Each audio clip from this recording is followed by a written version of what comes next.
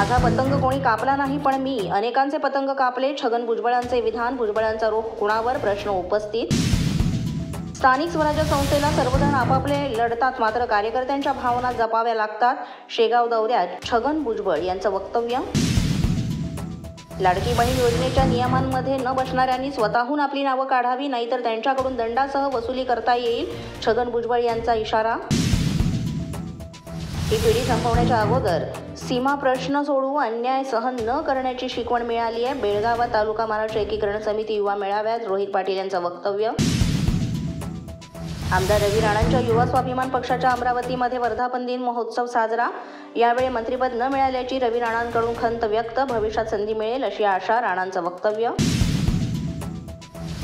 8 दिवस आधी कॅबिनेट मंत्रिपदाची शपथ घ्यायची असल्याचं सांगितलं, पण शेवटच्या क्षणी मला थांबवलं. रवी राणांचा आरोप. तर जिल्ह्याच्या विकासाची 10 पट भरपाई फडणवीसांकडून वसूल करणार. राणांचे वक्तव्य.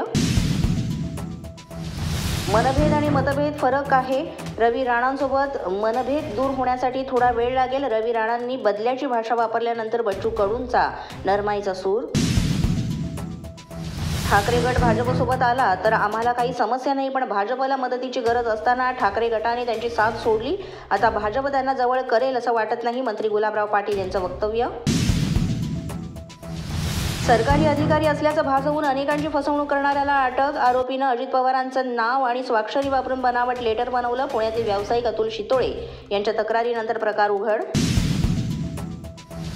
टोरेस कंपनीचा मूळ तक्रारदाराच्या याचिकेवर आज राज्य सरकार मांडणार भूमिका.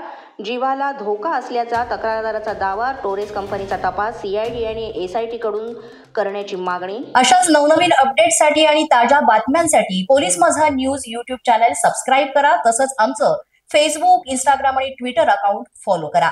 अधिक माहितीसाठी आमच्या www.polismazanews.com या वेबसाईटला भेट द्या.